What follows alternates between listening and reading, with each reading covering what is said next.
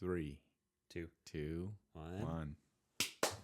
Dr. CB. Yo, Dr. Flyysoulja, what's happening? Not much. Kodiyakredd. Kodiyakredd, I was an island boy. Island boy. Yeah. Yeah. I think so. Yeah. And unto the happy holidays. Oh, and unto the Halloween of Happy Hallows Eve. Yeah, thank you. Yeah, and a blessed one. Yeah, I That believe is prosperous and blessed. I will accept that into my heart with gratitude. Yeah. How you living? I'm living right, man. Yeah? We're coming up on the end of the year. I love the fall. This is all good. Got that Halloween. Got the Halloween. Yeah, that's a thing. You got your Halloween costume on. Yeah, I'm a regress tipster today. It's just kind of my everyday. Is that what it is? Is that what your costume is? That's Regress? what you labeled it. And I was like, oh, dang, there's the words. There it is. There's the language for me. I did not. I did no such thing. Yeah. You said you were a scientist and I was a regress tipster. I had to clarify that you were a plain ass scientist. You're in gray sweatshirt, gray pants, and gray shoes. Happy Gray Day to everybody. It's real bright out there. Oh, man. Yeah. You're looking sharp. You look refreshed. Kind? Yeah. You and I, we got to spend a lot of quality time together last weekend. Yeah, for sure. And sometimes times apart, there's joys in that. Yeah, But- sometimes there can be joys from times apart. Yeah, last week was a lot of time together. There can be joys in that. Best idea we came up with last week when we were brainstorming, Yeah. VIP passes for the block Yeah, party. no doubt, man. Just a little context for a listener. We were doing our retreat to look at the next year. Yeah. So naturally, we find ourselves in Santa Jorge, Utah, right? Mhm, naturally. Where one goes, including Zion National Park, and good time. Mm-hmm. And we had a lot of ideas for this upcoming year. One of which was to offer free VIP passes to the block party Yeah, and unlimited. to everybody. Yeah. Yeah. Yeah. Unlimited Well, block not party to passes. everybody. It'd be only to the VIPs, but the amount we're passing it out is unlimited, so Yeah. pretty wide berth. Yeah, it's a good point. We don't want anyone to feel bad about themselves. So everyone can be a VIP, Yeah. but you have to be a You have VIP. to get to a them. VIP pass. Yeah. A lanyard. Yeah. So I think that was probably that was like the apex of our brainstorming. That was Yeah. like a really Good idea. And what's challenging is every single idea we have is good. Yeah. And so to have one that's better than the other good ones, that's pretty remarkable. Yeah, that really did stick out. Yeah. My only question is, do they make enough lanyards? Do enough lanyards exist in this I plan don't know, for how many VIPs will be coming to the block party? That's in a good 2025? point because I know due to exceptional demand, I know. Yeah, exceptional demand, remarkable demand. Remarkably exceptional Unremarkable. Yeah, there you go. demand. Yeah, a lot of that. Those VIP passes are going to be difficult. Hotcakes, for sure. That's what I'm wondering. Hotcakes. Where do we find enough lanyards to hold the pass itself? Yeah. So I guess we have the idea formulated now. We're getting into some of those logistics. Yeah. Which is also a strong suit of ours. Yeah. After we have a good idea, then nailing down the logistics to execute the idea. Easy peasy. It's weird. My brother, we were sharing business ideas, and out of nowhere he asked, is there any parental supervision for our company? I don't know. What was that about? I don't know. That feels a little bit confusing to me. What do you think he was referencing there? I don't know. That was his first idea too, wasn't it? I think what he means is we're too successful without a parent that kind of like brings us Tamp back it to down. the Yeah, we ground. need some bummer parents to really bring things down. Bummer. Yeah. So maybe we could just post that on the website. Apply now. Bummer parents to tamp things down. Tamp things down because the quality of ideas and the execution of ideas is too high. Too high, too good. Yeah, we also came up with the phrase for 2025 is wayward and downward. Downward. Yeah, we started with upward and onward. Yep, that was 2022. Then was it onward and wayward? Onward and wayward, 23. And then wayward and downward. Downward, 24. So I guess a year back. Yeah, but wayward and downward. So we just take the previous year, make And we that the build first on word, it. and then we build on it. Yeah. Yeah, we're looking at really going down the hill this year. Wayward and downward. It's kind of like that rock, that metaphor. While we were doing some brainstorming, we were outside and throwing rocks off a cliff. Yep. We use that as a metaphor. Yeah. are excellent. Yeah, I really appreciated you throwing that rock because I was thinking, I don't know how to understand this from like a linguistic standpoint. And visually, watching the rock go up and then off a cliff down, I was like, oh, I get this now. 2025, wayward and downward. Language wasn't working. It wasn't working, dude. English just was not quite fully describing it. But once I saw it, and the rock kind of did a wayward sort of thing too. It like kind of took off to the right. Yeah, that's I get it.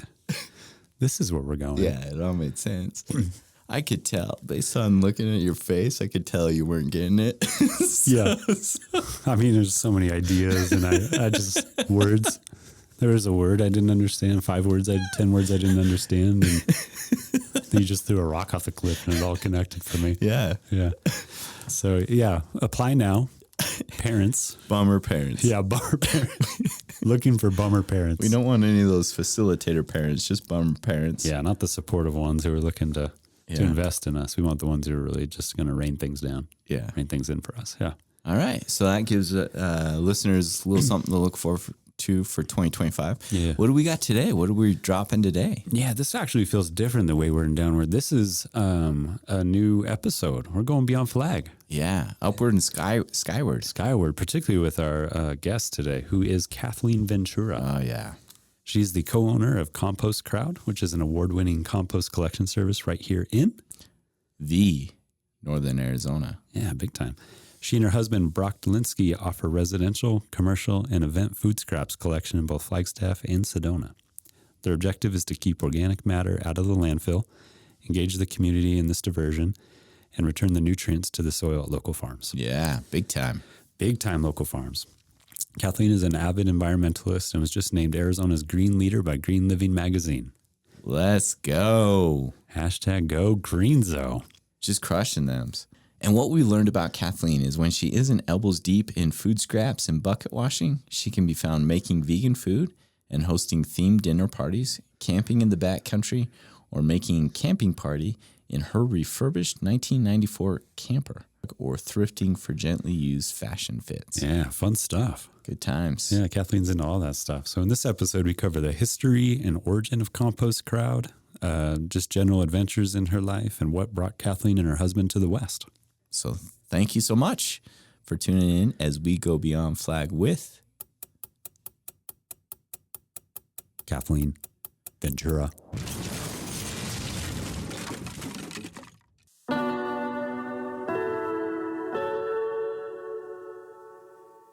Welcome to Beyond Flag, a Beyond the Pines production, created by, with, and for the people of Flagstaff, building connection in the town we love. We are your hosts, Dr. Daniel J. Phillips and Cody Bayless, also known as Dr. Chinchilla Nice Nice. Thanks for tuning in as we go beyond flag, straight from the dunny of our observatory.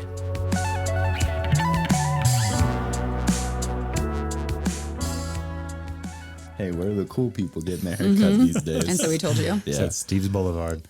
Right on. So, Kathleen, do you mind sharing with us a little bit about what your day-to-day looks like?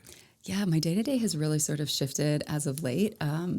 With the business, my husband does all of the heavy lifting, I'll say, and I used to always wash buckets, and now he's washing buckets so I can focus more on like the business management side of things. So my day-to-day usually entails meetings, social media, emails, community connection, customer service, and that can look a lot of different ways. I could be going into restaurants to meet with staff. I could be meeting with like a property management company that's looking to incorporate accessible composting options for their residents.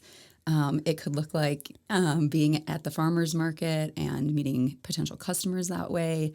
There's like a lot of different things. And then sometimes it's, creating social media content and whatnot. So it's fun because it's never the same and I don't have to wash buckets anymore. So that's really new for me after 6 years of washing buckets all of the time. But yeah, there isn't like an exact day-to-day, on Mondays I do this, on Tuesdays I do this. It's just a really dynamic thing. And I'm really kind of getting in a groove, lately with it. Mm-hmm. So you're hustling, getting the word out there. Yeah. Yeah. Hustling. That's exactly what I'm working on. No 2 days are alike. And you say your husband's doing the heavy lifting, cleaning buckets as part of that? Yeah, so he does all of our compost routes. So we do commercial collection on Tuesdays and Fridays right now, and then we do residential collection on Wednesdays in Sedona and Thursdays in Flagstaff. And so he does all of that. He collects all of the buckets and takes them all to our farm partner and does literally like the heavy physical lifting in that way. And then I used to wash all of the buckets and all of the bins and all of the lids. And now he also does that. So he does, I would say, like all of the physical labor at this point. Yeah. Dang. Heavy lifting. And then you're hustling, getting the word out. Yeah, exactly. You know, it's interesting because he does physically like lift the stuff, and he always jokes that he lifts heavy weights in order to be able to lift the compost, because the bins that we use, they're specifically for commercial, they're 20 gallons. And we figure that the heaviest they could be, even if they're loaded with coffee grounds or wet juice pulp or something, would be like 100 to 125 pounds. And he picked one up recently that was like 140. And I'm like, oof, you know, and so he does really lift heavy weights in order to sort of protect his body from that kind of physical exertion and stuff like that. But people often will ask us, like, how do you know, I don't think I could ever work with my husband. You know, we don't have that dynamic. And how do you guys make that work? And the way that we make it work is we stay in our own lanes. You know, we agree on how to run the business, how to invest in the business and all of that. But we don't do anything the same, so we just keep it so that we're not doing anything together, actually. Okay. Yeah. Yeah, I was just thinking most couples, it seems, when they come together for matrimony, think, let's start a business. Yeah? No, not generally. Not really? No, not generally. I honestly probably wouldn't even suggest it. I don't think it's, I don't think it's, you know, a thing that, yeah, I think there's a lot of different dynamics in marriage in general, and lots of, complicated things and personalities and things like that. And it definitely took us a minute to figure out exactly the best dynamic and staying in our own lanes and whatnot. So, yeah, it works for us, but there is an amount of effort that goes into, okay, this is work time and this is family, husband, wife time, you know, and so that those lines don't blur. Yes, you mentioned splitting time and that sort of thing. I guess I'd be curious to hear how, maybe just the process of how you found it, that it's best for us to stay in our lanes. Yeah, so I always joke that, you know, if someone came to us and said like, hey guys, this pile of rocks needs to be moved over there, the way that we would both approach it would be so wildly different that I would look at him and think like, that never even occurred to me. That's the worst way I would ever think of doing this. Yeah. That seems so backwards. And he would think that exactly about my approach. And so we just learned at some point in our relationship that the doing of things together, the actual process of something like that is just not great. So when we would attempt to go on the commercial route, for example, like when we were trying to figure out the groove when we first adopted that, it made sense, we thought, for the both of us to go. But I would think we should do this first and then this and then that. And he would think, you know, first B, then A, then C or whatever. And so we just learned really quickly that, you know, it doesn't make sense for us to attempt to do things together when one of us is ultimately going to be frustrated. And if I told him he had to sit at the computer and deal with billing and invoicing and customer service, that wouldn't work. You know, that's not his wheelhouse. It's not his zone of genius. Just like I can do the physical stuff. I did have to actually do that quite a bit this year because he took a little bit of a break for the first time since we started the business, but it's not what I would prefer to be doing. And the same, like the stuff that I do is not what he would prefer to be doing. So, we have it just separated in that way. Okay. So basically, observing that the other person's way to do something was the worst way to do the thing. How you both learned. And working that out really amicably. That's how you learn to stay in your lane. I mean, it's also like that in marriage too, that like how he would do the laundry or how he would load the dishwasher or whatever. It's just, we just stick with our tasks. Mm-hmm. Yeah. Okay. Yeah. Well, do you mind sharing with us a little bit about your business, how it came about, the process of building it, scaling it?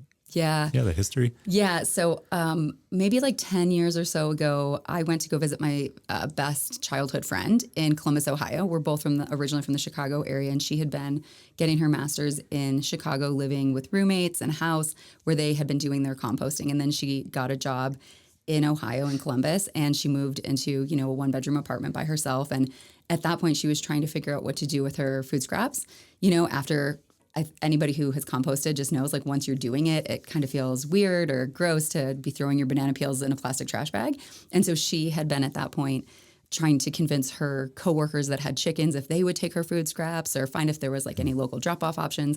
And when I went to go visit her, she said, it's so cool. I found this local business that will come to my house and take them. And they'll come either every single week or every other week. And if I'm not going to be here, I can just let them know.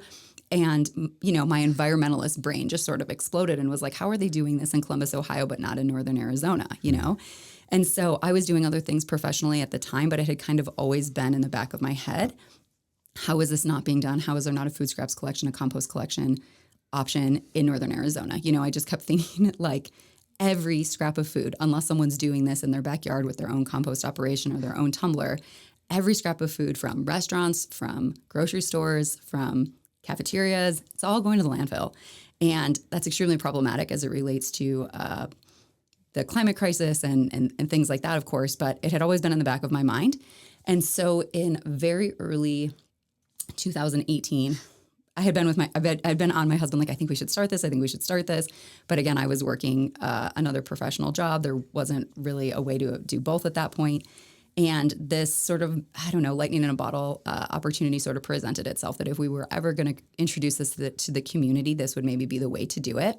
And so we, from the moment that we like became aware of the situation to when we could execute bring this to people, was like 3 weeks. It was the first week of January that was like, hey, there's this event the third week of January. You know, if you're ready, you can be there, you can table, you can introduce this to the community. And so in those 3 weeks, we decided on a business name. We bought 10 buckets and 10 lids and 10 stickers, and we got an LLC and a really basic payment processor and a really basic website. And we introduced it to the community at this event. We got one customer. It was so exciting. And then we were really fortunate to secure a booth at the local farmers market at that point. And between that week in January and I would say like the end of April, we had 40 customers. And so at that point, we were like, okay, proof of concept. We had been listening to the consumers as far as them saying, I don't need weekly pickup, probably just biweekly. It's just me, et cetera. And that was like almost 7 years ago. That is staggering. When you said the number 3, I thought the word years was going to follow that, not weeks. Yeah. Yeah, that's incredible that you did that in 3 weeks, everything that you mentioned. Yeah, it was intense. And like, in all fairness, like again, my husband and I really agree on how to run a business and how to invest and what major decisions to make. And we have always been of the like at the speed of cash, not biting off more than we can chew, like growing organically. And so when we bought these 10 buckets and these 10 lids and these 10 stickers, we owned a Mini Cooper. We didn't even have a truck, you know? And so the way we felt was, okay, if this doesn't take off, if the community isn't receptive to this, we're not going to be out thousands of dollars and all of this capital that could, you know, whatever. And so once we had proof of concept, we grew again at the rate of cash or in an organic way. And now you just strap the buckets on top of the Mini Cooper. Yeah. I think Mini Coopers are classically known to be associated with composting businesses. It's kind of what they do. A lot of space. Oh, my God. Oh, my God. Mini Coopers are very cool, but definitely not for that purpose. Right. Fond memories of the Mini? You know, I loved driving a Mini Cooper, but oh, my God, they cost so much to maintain and fix. And woof. Like, I think it was like, you know, $250 to change a headlight. And it's like, oh my God, is this serious? Woof. So it was fun for a minute, but it was a good phase to put behind us. How long after watching The Italian Job did it take to buy the Mini Cooper? 3 weeks. 3 weeks. 3 weeks, exactly. I can build a business in 3 weeks. I can buy a Mini Cooper in 3 weeks. Yeah, it was probably at least a decade because I think that movie came out not the 90s or whatever, but definitely a very cool movie. Yeah. Yeah, such a good one. I wasn't born yet when that one came out. So. The Italian Job. Yeah, Mos Def and Mark Wahlberg can make this mug look nice. Mos Def. Mos Def. Yeah, this is incredible. You have like a high energy.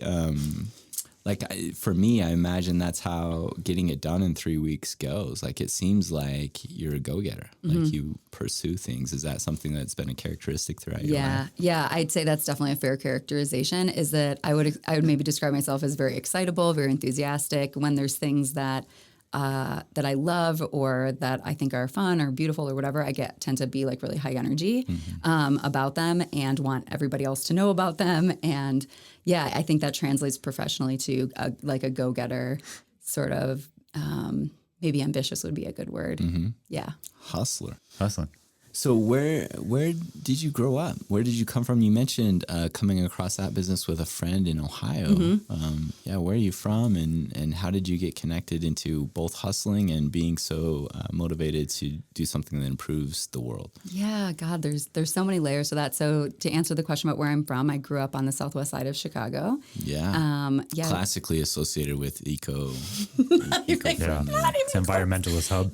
Not at all, I grew up on the southwest side of Chicago. I did my undergrad in Southwest Michigan at Western Michigan University, and that's where I met my husband. And I don't know exactly where the hustler stuff came from other than my dad having really high expectations of us, my parents having high expectations academically, went to a college prep private high school. So it wasn't like, are you going to go to college? It's where are you going to go to college type thing, always, striving for those good grades and for the honor roll and things like that. So I think that was definitely part of the environment in which I was raised. So that probably laid the foundation for the sort of ambitious hustler. I always had a job, since I was 15, probably was babysitting even before that. And just like always responsible for specific things financially, even as a young person and all of that. So I definitely had it in college. I wanted to study abroad. I wanted to intern at Disney World. When everybody else was just sort of doing what the curriculum was, I wanted to do all these other things. And I had to figure out how to maintain my financial aid while taking that space physically away from the university. And I was all about it. And then actually when I graduated from my undergrad program, I moved to Costa Rica just on a one-way ticket to teach English as a second language when people weren't really doing things like that and stuff. And so I've always just found the things that I really wanted to do and gone after them with all of my intention, I guess. And then as far as how we became really excited about protecting the environment as it relates to radical personal responsibility and our community, I don't really know, to be honest with you. I don't really know what the catalyst for that was. I think that if I had to guess so not to tell my whole life story, but my husband and I, again, met when I was 18. We were friends for a substantial amount of time. And after I moved back to the United States, after living in Costa Rica for about a year and a half, we got together. And I very quickly was like, I can't sit behind a desk and do all of this stuff. And he was working for a company that kind of had to reorganize because of the recession and stuff like that. So we decided to sort of sell all our assets and travel. And on that traveling, he came across something that was talking about specifically dairy and refined sugar not being a great thing to have in our bodies just because of inflammation and whatever. And we kind of went down the rabbit hole of questioning a lot of stuff, questioning what we put in our bodies, what's on the end of our fork. And then sort of all the other things did you know that this is not great for the environment and that this is destructive and, all these things. And we had both always been really connected to outdoor, my husband hiked the Appalachian Trail in 2011 and just really aware of the natural environment. And so it really was kind of this rabbit hole, I guess, of just really evaluating what's in this, what is this, who's impacted by me purchasing this, using this, et cetera, how is my behavior creating a positive or negative impact on the environment and the world around me.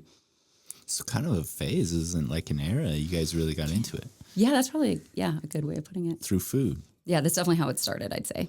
And did you intern at Disney World? Yeah. Oh, yeah. Come on. We gotta hear about that. The Epcot Center? Yeah. So I worked at what's now called... what's it called now? The studios, but it was called MGM when I was there. And so what they consider an intern is that you basically just work sort of the crap jobs, selling turkey legs or seriously. Crap job. Yeah. Crap job. Yeah. Just, whatever, working in concessions or retail or being one of the characters. And then you get to, as a college student get to put that you worked at Disney World, Walt Disney World Resort on your resume, and they have housing that they set up for us and whatnot. And so I spent a semester working in retail. I was basically a cashier. And if you walked into the MGM, which is now called the studios, everywhere on the right side of the street, the main street, I was trained to work in all those places. And then what was really cool is that the Atlanta Braves spring train at the Disney Wide World of Sports facility down there, and they don't man that stadium year round because they don't need to. So what they do is they deploy people from other areas of the resort, and I was selected to be one of those people. So I got to actually work Atlanta Braves spring training in the stadium for a month. And then what ended up happening was I went back to my university, and then I could serve as sort of an ambassador for that program to get other students to sign up. And then I kept my benefits of being able to go to Disney World for free for the duration of that. Yeah, of that Oh, role. wow. Yeah. Because so as an intern, you can go for free, and then because you were the liaison, you can. Yeah. So when you're working there, you always can go for. You can always just go whenever, with the exception of a couple blackout dates like Christmas Day, New Year's Day, et cetera. And then you get a certain number of passes that you can use with friends and family, and then that you basically held on to that. I think we got like 6 days or something that we could go for free and include like 3 additional people. Best moment at Disney World. Oh my God. Honestly, and I can't believe this is what I'm going to say, but I had friends that were different characters. And this is kind of back when Pirates of the Caribbean was really cool. Yeah. And so there's like 2 different kinds of characters. There's the ones that like wear the heads or whatever. And then the ones that are face characters, like the princesses where they have to go to like voice, they have to like research their character. Because if a little kid asks them about, some obscure thing that their character did, they have to like, change their voice, whatever. And I was with some of my friends who were characters, and we went to go see like the Pirates of the Caribbean sort of like song and dance like show where like the guy that plays Jack Sparrow came out. And I don't know, it started raining or something. And they were like, okay, like let's just go backstage, which is what they call like not where all the guests are. And he was there and he like stayed in character and he was acting like Johnny Depp as Jack Sparrow. And he looked exactly like him. He sounded exactly like him. And I'm like, I'm fangirling about this thing that, it was so ridiculous, but it felt like very VIP to like be backstage with Jack Sparrow. So anyways, that's super embarrassing. And I can't believe I just told you that, but. Oh, no. It's going out to the masses. Meeting Jack Sparrow or like something akin to Jack Sparrow. Yeah, it was just so random. And I was like 20 years old. So that's awesome. Blame youth on that. So you got to see behind the curtain. You got to see what it was like with, so here's a question that goes through my mind. The people, particularly, I mean, for all of what you're labeling as the characters, but also the people that have like the masks on.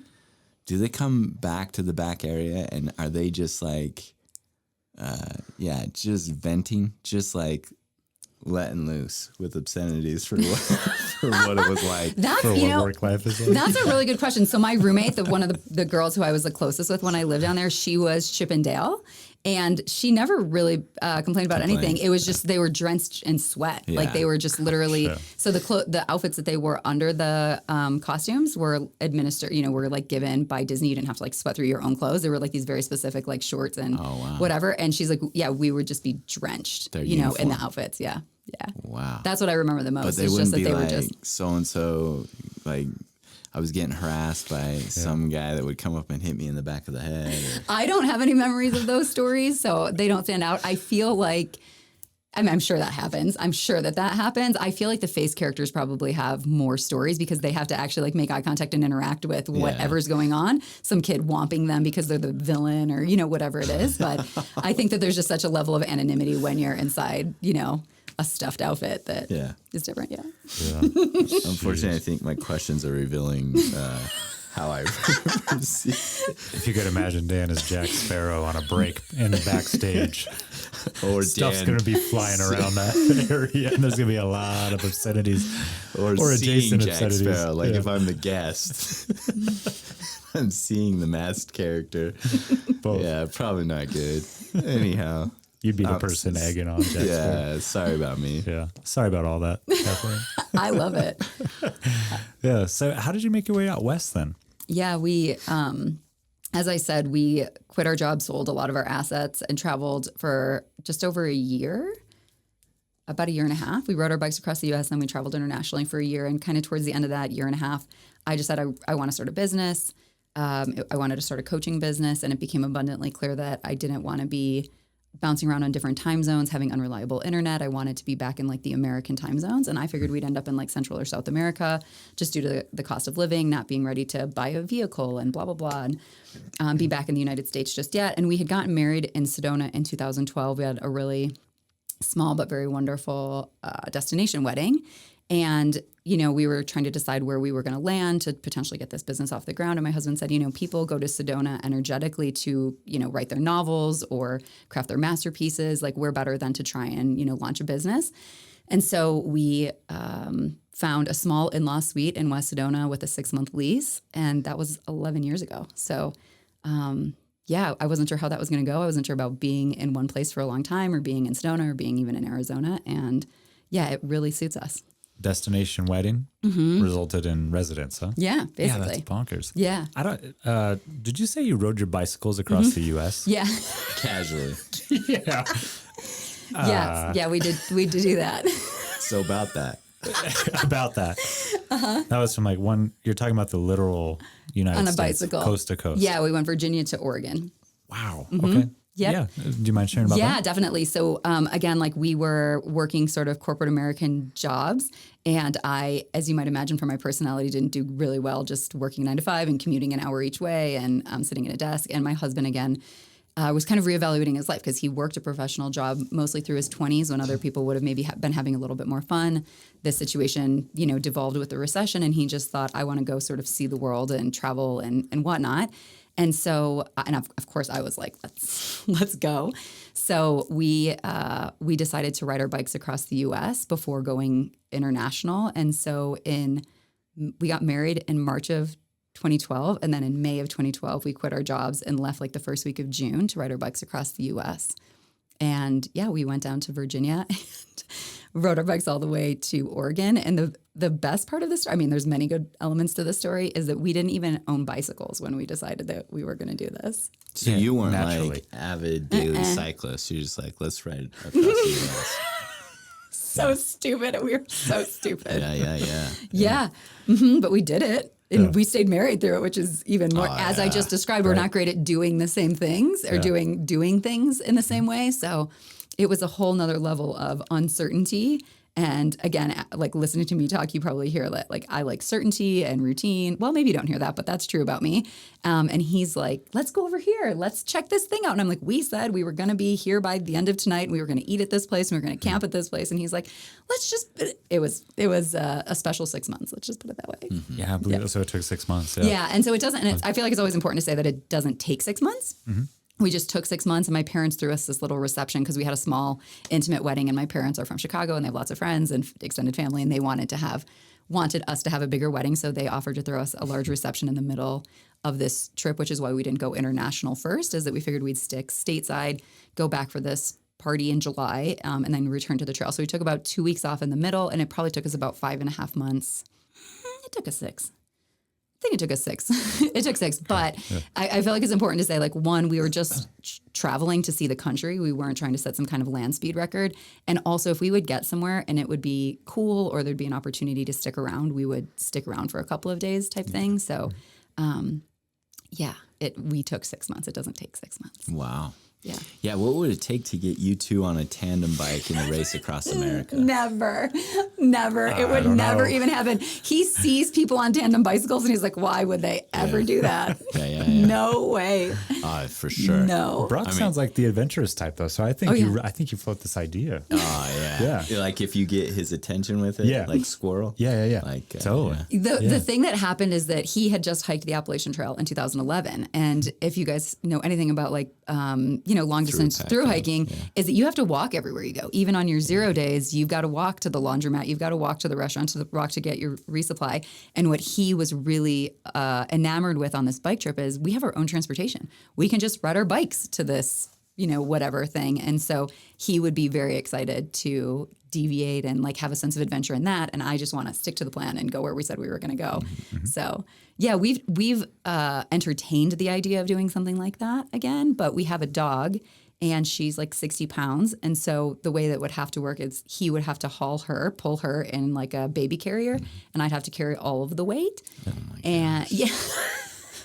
And I also maintain that if I knew what I know now about a trip like that, I probably never would have done it in the first place. And I think that that's also probably what's preventing me from being excited about doing something like that again, because it's a doozy. Okay.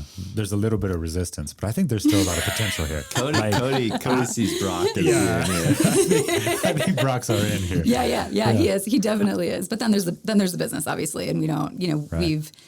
Brock has taken 1 week off. Well, with the exception of this Arizona through hike he just did, in 6 years, basically. So. I think Cody would probably be willing to, I might have an issue with the 140-pound buckets, but physical labor. That was one time 140. If Cody can borrow the Mini, he's in. 60. Yeah, if I can drive the Mini, and if any bucket is under 60 pounds. Yeah, most of them are. Almost all of them are under 60 pounds. What I would love to see is Cody in the Mini with a little trailer just hauling all the buckets. Going up and down the canyon. Like a little mini trailer Yeah, with all the yeah. little buckets. Yeah. One made out of plywood. Yes. Like an old truck bed. Yes. So cute. Bigger than the mini itself. Yes. And Cody with his rambling man hat just flipped up, driving around picking up buckets. Oh, yeah. That's incredible. That's the first thing I've heard you say, though, that you wouldn't repeat. Yeah, probably not. So experientially, that was the one thing that you're like, wow, that was a big deal. I didn't know what it was. Yeah, I didn't know what it was. And I think now there's more elements. One, of course, there's the business, and being disconnected for a duration feels almost impossible in my mind at this point. And also we're both plant-based. And so we had a tough enough time trying to find food, just food in general. You know, like we would, I mean, not that I'm proud of this, but at that point, like we were, you know, burning thousands and thousands of extra calories a day. We would just go into a McDonald's and order 10 things off of the dollar menu, you know, just to like keep our calories up. I mean, it wasn't healthy for us, you know, but I felt like we would have to either ride somewhere where it lends itself or be extremely planned as far as like mail dropping resupplies to ourselves so that we could have the calories and the nutrition, you know, in a way that's still aligned with our values. So I think there's just more elements plus the dog and the house, and there's just more things that, yeah. This all sounds doable. My mind's still kind of stuck on the dog and the baby carrier or whatever. Like, Can you imagine? I'm still pretty Oh like, my God. I think this is all doable. Do you think the dog's facial expression would be like, what? She would. She'd be like, "Can I get out and walk?" Like she get would. out? Guys. Yeah, she's not like a sedentary dog. She'd want to be like running alongside us. Oh, that makes it easier. See, you don't even have to. That's way easier. You said carrying the weight was the barrier. The dog will just run the country. You two bike. Yeah, we got this figured out. She's 10. She can't run like 60 miles in a day. Like not gonna work. I love Cody's just locked in. Yeah, I can't get that. Are you gonna be part of our support crew? Is that what you're? Oh yeah. I'll cheer you all up. We'll raise He'll funds go get the buckets and the mini with the plywood trailer and then drive to wherever you're at. I'll collect your mail. I'll take out the trash at the house. That's it. We'll That's make like sure we the need house someone to is take care of the house intact. and someone to take care of the business. It'd be two separate teams we'd have to enlist. Yeah, we could do all this. This is very doable. Yeah, I'm still stuck on the dog trailer. Sorry. It would be a really fun visual, like of her just like tongue out, like, what are we doing? Yeah. Just picture 2-lane highway, Monument Valley kind of picturesque sort of thing, and then just you, Brock, on a bicycle with the dog trailer. And T-shirts that say "Stay in your lane," because she says we work together. But Stay in our lane. Stay in your lane. Yeah, you guys are like creating a whole brand. I love it. Yeah. Cody's gonna Photoshop all this together. Yeah, we'll get this done in 3 weeks. Yeah, we got it. We got Whenever I've seen this look on Cody's face, whenever he's locked in, it's gonna happen. I wonder though. So you mentioned that move across, like you had that destination wedding. You ended up coming here. It sounds like you had some great adventures. Like traveled around. Ended up coming here. What were some of the biggest contrasts to living on that side of the country versus this, or in that region versus this region? What were some of the contrasts that were noticeable to you? As of right now, I would say the most major contrast that I see is definitely, I think it's crunchier out here for sure. It's much more normalized for people to be composting or recycling or aware of like vegan or gluten-free or just bringing a reusable cup or something. Like, I think it's just much more commonplace out here. Whereas like if I went almost anywhere, you know, to order food and I just said, hey, just wanted to confirm, you know, that you're, you know, black bean chili's vegan, it would be like I asked them to like do brain surgery and they'd lose their mind and they'd have to find the manager and and it's like, there's parts of things that I'm like, we're still doing this? Like, I mean, okay, you know? And so I think some of that can be like a major contrast that it feels like they're, at least in the Midwest, is like a little bit behind in some ways. And then I also feel like a major contrast out here is that there's more space. You know, I feel like the skies are bigger. You know how they say that of like like the Montana sky or whatever. There's more space. We have greater lines of sight. You know, I feel like, you know, when we're coming up and over I-17, you know, you can see for like 40 or 60 miles, you know, and there's hills and mountains and nature and the accessibility to national parks and recreational areas and stuff like that seems to be just much more of like a lifestyle. People that you're in the community with are more inclined to be more active, whether that's, you know, kayaking or biking or trail running or some version of that. That seems to be just much more part of the culture that we've experienced. Yeah, back east, what is common for people to do to engage with movement or outdoors? Like, how's it different? Because I'm sure that it happens. Yeah, I can't speak to it. I think it's probably different everywhere, right? Like we know, for example, like Minneapolis, Minnesota is, obviously part of the Midwest, and it's an extremely progressive place to live, both like politically and just like the culture and stuff like that. I think, for example, like the city of Chicago probably has a lot more infrastructure to being part of a social movement or part of an environmental movement than maybe, for example, the suburbs or like more of the rural areas do. So I think it would be tough to generalize in that way. I think every place sort of has its, little pockets of social movements or environmental movements, and it just looks differently kind of everywhere, So I think it'd be tough to generalize, but it definitely feels different. It feels like you kind of have to go looking for it a little bit more in my experience. What's the appropriate way to say, would Southside Chicago, that's where you grew up? Mm-hmm. Yeah. What was it like then? And you mentioned places that are cold often. Is it cold? What was it like growing up there? Yeah. So southwest side of Chicago, south side of Chicago, it's very Catholic, and it's also very like Western immigrant, descendants of immigrants from like England, Ireland, Germany, Italy, Poland. A lot of people there are either first, second, or third generation, and like there's a massive sense of community, I would say, and just kind of in different ways. But for example, it's funny, I was just back there for a reunion this past weekend, and there's this sense of community where, because we went to these smaller private schools, there was 60 of us instead of 1,000 of us, and we really were part of each other's childhoods. And our parents still kind of all know each other. They're still involved with like the alumni association or the local school, their local charity, and they do the same, breast cancer walks on Mother's Day and things like that. And so it was really just very like community focused, and we were always carpooling or walking to school together. And it's still very much like that. Like the way that my parents experience the world is very like community focused, and bringing soup when someone has surgery and things like that. So I think that was my experience, at least growing up, is a lot of nuclear families and education and going to church and being part of like an immigrant community. Like, yeah.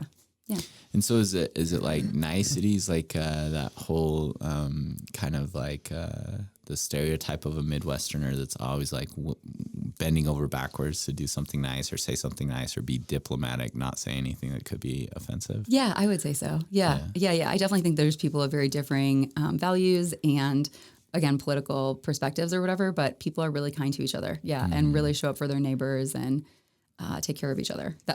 At least where I'm from and stuff. Mm-hmm. Yeah. How would you compare or contrast that with the West? Again, like I said, I was just home, so I'm like trying to like generalize and not just like focus on like what I just experienced, I suppose. But yeah, what I think, as opposed to comparing like the West versus like the East or the Midwest, for example, like where I live in Sedona, like there's only 7,000 people, and where I'm from in the suburbs of Chicago, it's like, it's millions, and like one suburb runs into the other. My mom was a high school teacher. There were 4,000 kids, at that school. And there was also 4,000 kids at a school, 4 miles away, and, things like that. I went to an all-girl high school with 2,000 other girls. It was, it's a very different experience as far as that goes. And what I personally like feel the most is out here that it's very small town and people are moving more slowly than like being in a suburb of a major metropolitan city. And there's not as much like horn honking. There's a lot more like eye contact, holding doors open. People aren't like in a rush at the grocery store, like, can you open another lane? It's like, I think it's like the difference between sort of city attitude and being in a hurry and everyone having to be somewhere and like that, like sort of chaotic energy versus it being a little bit more chill. And again, that's just like where I live. Again, you could find that in Phoenix or Albuquerque or whatever, like there's cities everywhere. But as far as like east to west, it's interesting, like how people don't really like smoke cigarettes out here. And that seems to be a little bit more not as socially ostracized, I guess, out east is like a major noticing. Just different things. People are more active. People have more of a connection, I feel like, to the natural world, or more of a tendency to be like recreating. Yeah. Kind of like I already talked about. Yeah. For sure. And that's really interesting to hear. I think of Flagstaff as like it seems like people come and go a lot. Mm-hmm. It does seem a little bit more laid back and that kind of thing. Mm-hmm. I hear it's really difficult to make or get involved in communities out here, or like build a community. Oh, interesting. And so I guess I wonder, what it's been like for you and Brock to get involved, living in Sedona and try to build community. Yeah. That is I really like that observation. So we've been really fortunate that we have found our people, and we have like we call them our chosen family. You know, we have really, really good friends who share our values, who share our lifestyles, who are either self-employed or working remotely and have a lot of autonomy and flexibility and enjoy the things that we enjoy. But one thing that I've been like working on very rigorously as of late is cultivating community in Flagstaff specifically, because I feel like there's maybe more opportunity for that than there might be in Sedona, for instance. And I've been doing that a lot through engaging with different organizations or movements, or like nonprofits and people sort of doing important work and connecting people who, you know, benefit from being connected with one another and stuff like that. And so I think I have a tendency in general to just find a way to cultivate community in different ways, kind of wherever I go. That's sort of my thing is I love people coming together. I love hosting. I love like doing activities that people enjoy together. I get a lot of significance through like shared experience and stuff. And I feel like if I can bring that to my professional responsibilities that, you know, kind of everybody wins. So yeah, it's interesting to hear you say that it feels like people have a tough time creating community in Flagstaff. That's interesting. Yeah, I at least hear that a lot. I feel like, yeah. And even in the name of your business, Compost Crowd, right? It kind of implies a group of people or there's a community related to it. If I remember right, you were saying that it got involved at the farmers market in Sedona. And so I guess I wonder ways in maybe communities or businesses or people that you've been able to connect with in Flagstaff through the business. Yeah, definitely. So I feel like, God, like where do I even start? I feel like I was just working out with the Fit for Moms crew a couple of weeks ago. We just partnered with the city of Flagstaff to do a cleanup of the watershed, and the Gear Girls and the Dark Sky Brewing Company and one other organization was also part of that. And so it's the Lady Shredders, who are the mountain bike group in Flagstaff. And then the Gear Girls, I don't know if you're familiar with that organization. It's basically, I'm fascinated by it, but it's a component of the Arizona Trail Association where basically I think it's girls between a certain age, I'm not remembering exactly. They teach them how to do outdoor stuff, like how to start a fire, how to go snowshoeing, how to just sort of be more comfortable with doing outdoor activities seasonally and stuff. And so them and then the brewery, we're all going to also like sort of just co-sponsor an event like without even the city's involvement in a couple of weeks. So we're kind of like reconnecting like that. We're looking to do I'm going to call it a food drive for the High Country Humane Society. So they have a thing that says, you know, a primary reason that a lot of families have to surrender their animals is because they can't afford food for them. So they have like a food handout on the third Saturday of every month, and people, you know, line up early for that food. So we're going to try and engage our Compost Crowd, to donate food together and then collectively support that. And there's this other organization called WENA, W-E-N-A, Women. I don't remember what it is, but it's basically women who want to like donate to local causes or charities or nonprofits, and you have to commit to donating a certain amount of money 3 times a year so that your collective donating power can support, you know, a given charity. And there's like 3 that are presented at each meeting, and then everyone votes on which one they want to support, and different things like that. And of course, we're at the farmers market through the season. We're very lucky to have been at the Flagstaff market now for 6 years, and so that's really cool. And then we partner with the city of Flagstaff every October to do a pumpkin drop, so we can teach people about the importance of keeping, just like, you know, people know you're not supposed to put a Christmas tree in the landfill. You also don't want to be putting your pumpkins in the landfill. So different things like that. And then one thing that we've really been wanting to do is partner with like a leasing office or property management companies to create a more accessible way for their residents to be composting. And we just partnered with Yugo, which is a property management company. There's one right over by like REI and Whole Foods, and there's one right on Milton, and they really want it to be more accessible. They're looking at, you know, bringing in community gardens and things like that. And so we just partnered with them, and they have 800 residents at both properties, and they're essentially going to subsidize a component of or part of their bill with us to sort of encourage and facilitate more of their people doing that and increasing their sort of households' environmental efforts and things like that. So that's like another really cool thing. And we're going to do a really cool event in November. So we bring all of our material to a vineyard who's growing their own grapes, and they're working on an organic certification. So we're going to do a wine tasting. Don't you guys want to compost community event, you know, to like bring attention in that way too. So yeah, it's kind of like different things, but just kind of cultivating community, bringing people together with shared values and experiences, and helping each other out. That's so cool. Yeah. I feel When you were talking about hustling earlier, maybe we were saying that about what you're doing. It seems like you're very involved and intentional about who you're connecting with and very active in that way. Yeah. Yeah. Yeah. It's cool to just see people doing cool things and be like, hey, can we do a cool thing together? You know? Yeah, that's what I was going to ask. When Cody was mentioning sometimes he hears people talking about the difficulty in creating community, I was going to ask, I mean, you listed so many different really cool organizations, really cool entities, people. What have you done to facilitate that, or what's your approach that builds that? That is a solid question. I get on Instagram and I see like a cool person or organization doing something. And then I see that they've done something, for example, like with the city of Flagstaff doing a co-sponsored watershed cleanup. The city had posted like, hey, we're doing a watershed cleanup this weekend with X, Y, and Z organization. And I just messaged the city person on social media and said, hey, we would love to co-sponsor this. I'd love to invite our crowd to, come and do this. And they were like, great, we have one more in September. Do you want to co-sponsor that one? And so then we did. And then the Gear Girls were there and we talked to their leader or whatever, and then et cetera. And so that happened. And then I was just looking at like, yeah. And I'm like forgetting other things that we did.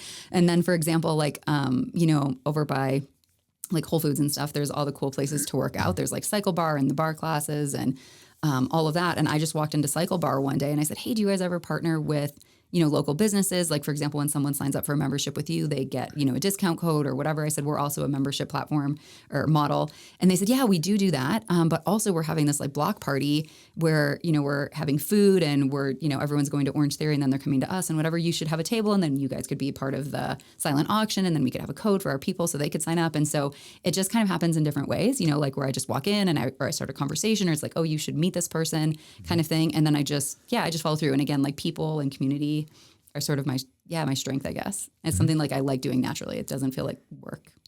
We got connected with you through Meg, right? Like you listened to the Meg episode and then reached out. And then, it seems like that would be a parallel in the way in which you kind of approach things, is that you just, I heard you say follow through. Yeah. It seems like you just go follow through. Like you just do the thing. Yeah. I'm a big proponent of like, do what you say you're going to do, just in general in life. I think it's like an important thing. Yeah, to like be of integrity, to be a reliable person and whatnot. And I know Meg, of course, from the farmers market, and then also Local First Arizona. I don't know if you guys are familiar with them. I've been involved with them in their Green Business Boot Camp in the Verde Valley for a couple of years, and we've been members for a long time, but they just kind of are starting to like do more events and stuff up here and have more infrastructure. And then I saw Meg at that, and she was telling me about all of, the stuff that she's doing. And I think small business owners supporting each other is a really important thing, and helping get the word out. And because it's one thing for someone to say, hey, check out my business, it's so cool. And it's another thing for someone to say, hey, you should check out their business, it's so cool, And I think if I can do that for anybody who I know is doing important work, I want to be doing that, Yeah.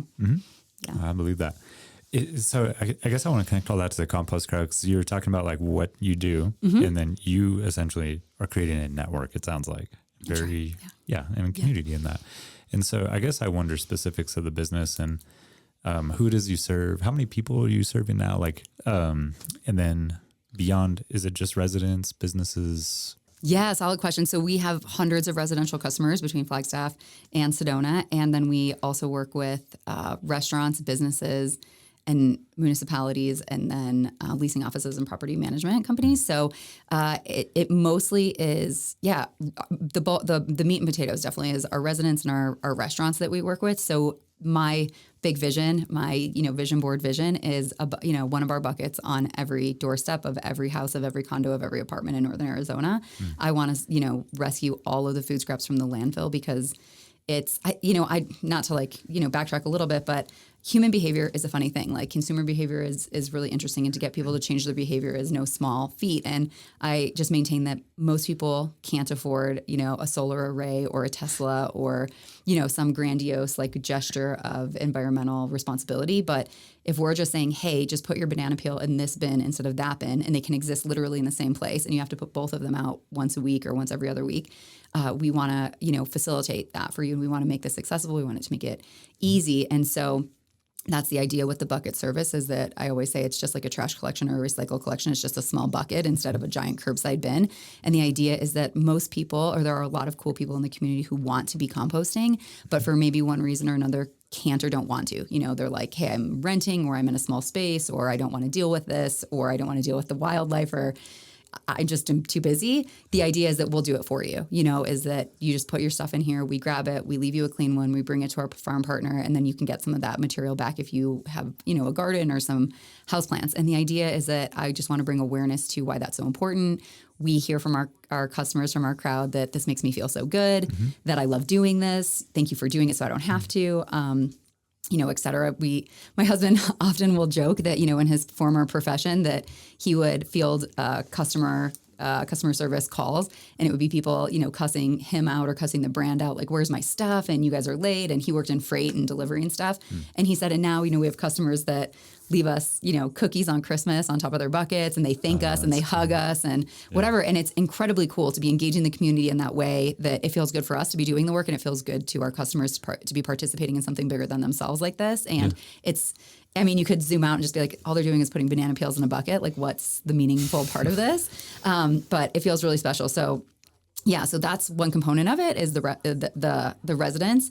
And then the other is engaging business leaders in the community, specifically restaurants, executive chefs, restaurant owners and things like that. And just saying, hey, this is problematic when this stuff ends up in the landfill, and we, can come by based on your volume, based on what your needs are, whether that's multiple times a week or once a week for, this much volume or that much volume. And we understand that things can be seasonal, so we can, fluctuate with that. And so helping bring the word to restaurant owners. And then, we're doing a cool thing with hopefully bringing services into offices, which are a little bit different, because there is food waste in offices, but it's usually coffee grounds, banana peels, apple cores that don't necessarily need a pickup every single week. But, we don't necessarily want that stuff going to landfill just because there's not an abundance of it. So we're partnering with another company that has really created an awesome way of approaching that.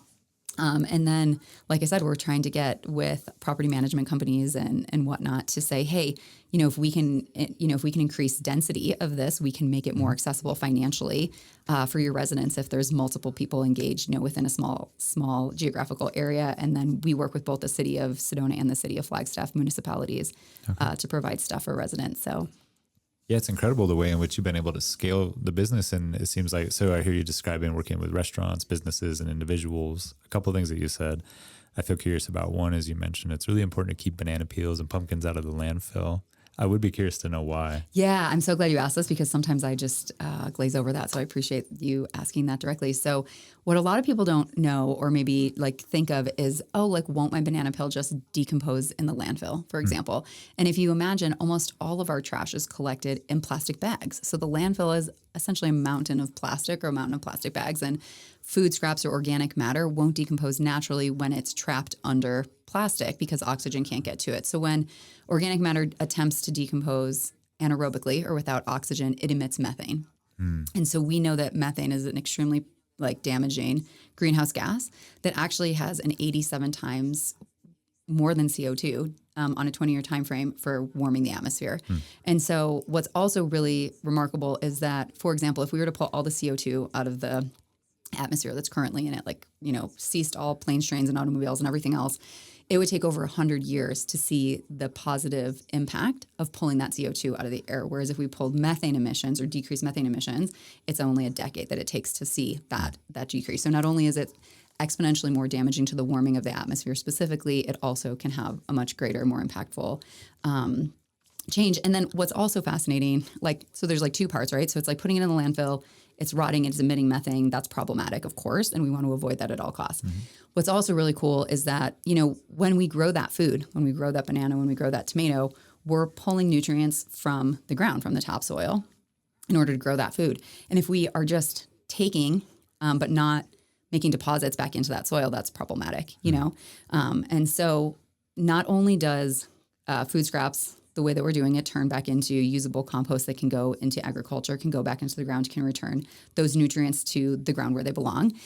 Using compost in agriculture sees not only a decrease in the need for water use, but also a decrease in the need for synthetic fertilizer, and it also prevents erosion. So there's this incredible happening of that it's extremely important to keep it out of landfill, but it's just as equally as important, if not more important, to get those nutrients back in the ground and to be doing agriculture in a really sustainable way. So that's why I say, hey, not everybody can maybe have that Tesla or have that solar array, but if we can all collectively agree to put our banana peels and our apple cores and our avocado pits, in this bucket for us to bring to an agricultural operation, we can make a massive, massive impact on a personal scale. Yeah, that's great to hear. And then, so I am curious about that. When you do save the banana peels from going to landfill, it sounds like it prevents a methane. It sounds like methane really packs a punch. And so it prevents that. And then you take all these banana peels back to your driveway and you just pour them out. What happens then? Could you imagine? Sell them to Mario. Backyard. They go to Mario. Could you imagine? We might need those later, So we actually partner, like I was saying earlier, with a local vineyard, and they are working on an organic certification. They've been trying to eliminate the need for synthetic fertilizers for some time now. And so we bring them our food scraps that we collect from the crowd, and they also work with other farmers and things like that bring manure and different components, and they turn it into usable compost that they then put on their fields. And then our customers, just as like a feature of their service, get a little bit of that back once a year. Okay. Yeah. Yeah, very cool. So you collect all the scraps and then take them to an agricultural partner, and then they do the composting work? Yeah. And what's really cool, and this is so crunchy and so nerdy, is that so they obviously grow grapes that they turn into wine that they sell in the local community. And one of the restaurants that we work with actually sells that wine. So we're collecting their kitchen scraps, we're bringing it to their farm, they're growing the stuff, and then it's being sold, to the end user or whatever. So that's why we're going to do that partnership with the YouGo event to say like, hey, this is where your stuff is going, and this is the wine that's being grown, through this process. Circle of life. Yeah. Alive. And they're so cool. Like it's Page Spring Cellars that we bring our stuff to, and they're just a really of integrity operation. Like they just won a sustainability award for being the most sustainable wine grower in Arizona and stuff like that. And they do have the solar array and the Tesla batteries, and they do recycle all of their glass and cardboard. And they're just doing a lot of really great stuff. Very cool. Yeah. And hasn't your business won some awards or nominations or something like that? Yeah, that's so generous of you to bring that up. So we just won, the business won 3 awards for the state of Arizona, which is wild and still crazy for me to wrap my head around. But we won Best Eco-Friendly Business for Your Home, Best Eco-Friendly Small Business in Arizona, and Best Arizona Business Doing Good for the Planet under 200 employees. And then they also gave me an award, which feels really strange, but say it louder. Under 200 employees, 2 employees, and now a personal award.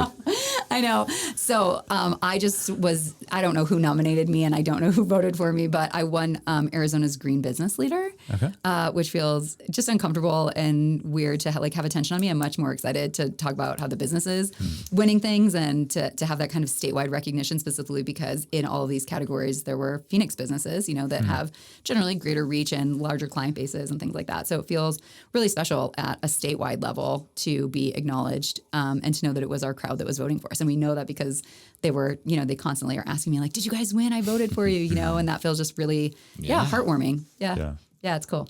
Congratulations. Thank you. Yeah, congrats. That's Thank awesome. you. Yeah, we're really excited when they called to tell us. They're like, Kathleen, we've never had anybody win more than 2 categories, and you guys won 4. And I'm like, okay, thank you. Yeah, check us out. That's super cool. So yeah, we're really, really excited about their, it's Green Living Magazine who did the awards, and they just published the issue that has all the winners in it yesterday. So it was cool to see. Oh, right on. Yeah. Oh, that'd be really cool if we could, link that and share that. Yeah, they've sure. got it on the website. I haven't seen the physical copy yet. I think we're going to get those this weekend, but the digital version is on the website. Right on. And so the trophy they gave you is a big bucket. What was it? What's the thing you receive as the winner? I'm not sure exactly how it's going to go. So the awards, there's an award ceremony in Tempe on October 14th, and I'm not sure exactly how it's going to go. Someone did say like they are going to ask you to come up and say some things, so you better be ready type thing. Can I throw out an idea? Yeah, tell me. This is just come on, brainstorming here. But the Page Springs Cellars, you talked about how you go through the whole cycle, like you what they grow and produce and the waste they throw out, you put back into the ground, and circle of life. Maybe like get a bucket with like a Simba sticker. Yeah. And hold it to the sky. Back to the Disney roots. Yeah. That'll be the photo for There we go. Instagram is the. And you can say, I worked at Disney World. the Black Pearl. The Black Pearl. Okay. Jack Sparrow's my laughing so guy, much. but Simba. Yeah. Worlds colliding. Yeah. That's great. I wish I had my camera out to have the picture of both of you sort of doing the hands up at the hands same up. time, like as just thought it was Dan's making the Circle. so good. There we go. Yeah. So good. So you got to do a speech. You're going to do the Simba thing. Yeah, we'll do the Simba thing. Yeah. Yeah, I got a green dress. Great idea, by the way. So that'll be perfect. I'll have a green dress because I'm the green leader, and then I'll have a bucket with like a Simba. That'll be it. That'll be the photo that I submit to the newspaper. Totally. Yeah. Create a lasting impression for these folks. Yeah. They're like, who is this lunatic? What is she submitting to us? Sorry, I got this idea from a guy on a podcast. It's an inside joke. You wouldn't get it. A guy on a podcast. No, that was Cody's idea. No, we have, we're good. Yeah, no, that was Cody's idea. I'm still stuck That on the was dog Cody's trailer. voice a minute ago. Yeah, Cody's got the dog trailer. It's incredible, those awards. I think are the product of what we labeled early on as hustling, right? And all your networking, and so your ability to establish community. So it brings us to kind of the question we like to ask everyone is, in a handful of sentences, how would you define your connection to this area? Yeah, I would define it as it's just about community for me. It's about cultivating community, about creating opportunities that benefit the community, individuals, the collective, the environment, local values, local culture, and bringing people together to have enriching experiences, enriching opportunities, and playing a role in that, just being not about me and not even necessarily specifically about Compost Crowd. Of course, that's part of it. But I think just creating and cultivating community and building relationships and networking is probably how I would identify my relationship to the area, is just being a leader and doing that in a way that's serving of the local, the local people and the local community. So cool to hear. Yeah. Yeah. Well, we appreciate it. Congratulations on all the success that you've earned. And thank you so much for spending some time with us here today. Thank you so much for those kind words, and thank you for having me. You guys are delightful and funny, and I'm just so stoked for the work that you guys are doing for the Flag community and beyond. Just showcasing different things that are happening. It's a really important component of all of this, I think, is like you said, like maybe people just don't know what's going on, in the area. So it's cool. It's important what you guys are doing in a lot of ways. Yeah, thank you. We're happy to support you. We want to share some shine in that direction. Last thing, if people wanted to find you, how would they find you? How would they sign up for your business? Yeah, the best place to go is just compostcrowd.com/sign up. Okay. Yeah, it's the best place to be. It's really easy. You just pick where you live. And if you're a restaurant or a business owner, you can find that on the website as well. And we would love to come out and chat and see what you've got going on and see if it's a good match. Cool. Yeah. Save the peels from the fill. Save the pills from the fill. Send them to the vineyard. We'll work on this a little bit, but yeah. Save the Send them peels to the vineyard. Save the pills from the fill. Send them to the vineyard. Just rolls off the tongue. Can you imagine the poetry that his wife gets for Valentine's Day? Yeah. Along with an oven pizza and some tamales. Okay. Yeah. So good. Thank you so much for coming. Yeah, Kathleen. thanks. Thank you so much for having us. Alrighty. Kathleen left the building. Flyysoulja. I was an island boy. Kodiyakredd. Kodiyakredd. Yeah. Yeah. Yeah, I think so. Kathleen's gone, huh? Kathleen is gone. Yeah. That was a good time. It was a good time. Yeah, she's go. She's like a high achiever. Yeah, no doubt. Brings a lot of good energy to the scene. Yeah. Yeah. Good vibes. Good vibes, a lot of enthusiasm. I can really see how she applies that to her life. Yeah. Shout out Kathleen for bringing along those treats. Oh, yeah. Yeah. Num-nums. Big time thankies. Yeah, those were really good. We are always accepting of gifts from a guest. Especially if it's chocolate covered fruit. Yeah. Assorted chocolate covered fruits. Yeah. And stickers. We're always open to those things. Yeah, I'll take the chocolate covered fruits and Cody can take the stickers and Plaster the stickers on the refrigerator. Yeah, we're good. We good. Yeah, so dip a sticker in chocolate for Dan, and then I'll just take whatever other stickers you got. I think so. Yeah, thank you, Kathleen. Yeah. But man, she's done some incredible stuff, huh? It's also, I guess we didn't name this. I guess we spoke to her a little bit in the intro, right? And she talked about like winning the awards with the Green Living magazine and that sort of thing. And yeah. it's pretty remarkable what her and Brock have been able to create in their business. Yeah, award-winning business. Yeah. Award-winning business owners. What'd you take away from sitting with her? Yeah, I think the thing I'm kind of stuck with right now is just what it was like to sit with her and to kind of be in proximity to her energy and enthusiasm and thinking ways in which that really is like fuel for her to follow through on ideas. I'd imagine it really contributes to her doing what she's done. Yeah. Yeah. So a lot of energy and then an ability to execute. Yeah, like a follow through kind of component. Yeah. She doesn't seem stuck in fear, doesn't seem stuck in something. Paralysis. Seems like she'll have an idea and it's like, yeah, let's go do this. Yeah. That's which is kind of like how Compost Crowd happened and just got a handful of buckets and from there, blammo. Blammo. It is now what it is. Took off. Continuing to grow. For me, I actually thought it was really cool listening to kind of a wide variety of experiences. One of the epic things that she did was bike across the country. Yeah, she just kind of like casually dropped that too, huh? Yeah, just threw that out there like it ain't no thing. Like everyone just goes and bikes across the country with their partner. Yeah. Yeah, Brock and Kathleen just riding bicycles. Yeah, that would take a lot of endurance. Yeah. Like mentally and physically. Uh-huh.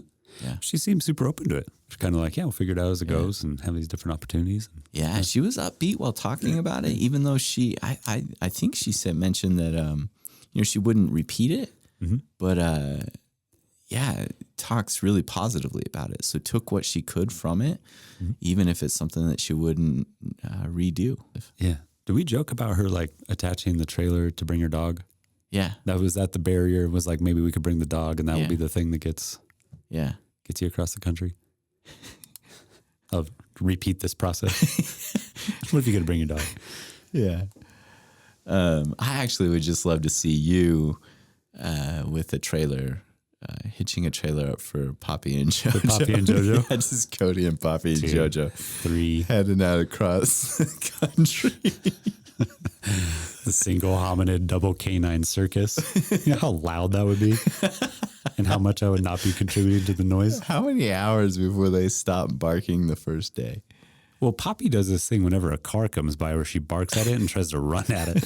So if she's in a trailer and we're like getting passed by cars, it'll never stop. Do you think you'd ever strapped in and she'd just be barking? Just barking, yeah, lunging at cars. Like literally, you are on this leash. We just saved your life. Every time a car goes by, we saved your life. We saved your life. How many times we got to save your life, Poppy? 4 times in the last minute. Yeah. You owe us. You owe us, Poppy. What I'm getting is Poppy owes you. She really does. And a trip across country may be difficult with Poppy and JoJo. Otherwise, it'd be easy peasy. You'd bike across. Oh, yeah, just pull the dogs across the country. Yeah, sure. Yeah, it was good stuff sitting with Kathleen. It was. Yeah, big old thank yous to her for coming through the nice house. Oh, yeah. She's going to be super successful. Yeah, looking her forward and to Brock, see. Yeah. Upward and skyward. Upward and skyward, different than on wayward and downward, for sure. Yeah. Thanks for sharing your time, Kathleen. Yeah. Why don't you take us out by shouting us out? No doubt. You can always find us on the interwebs, www.beyondflag.com, flag spelled FLG. You can also find us on the Instagrams, also beyond_flag, flag spelled FLG. And check out many of our other podcasts, Crossing the Chasm with Brian C. Peterson, Quick and Nerdy with yours truly, the Island Boys, and The Build Up with Molly Seidel and Julia Hanlon. Yeah, check them out. All right, take care. Lovies.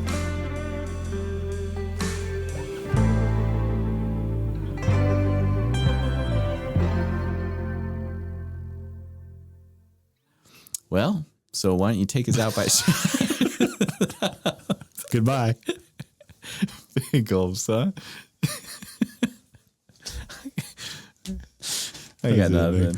That's I got a big popcorn episode. That popcorn ball brought you down, man. Yeah, oh Lord.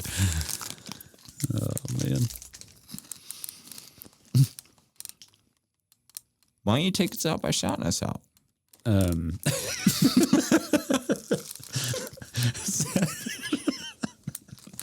Maybe just like one statement as a segue. Like, thanks, Kathleen, for coming through.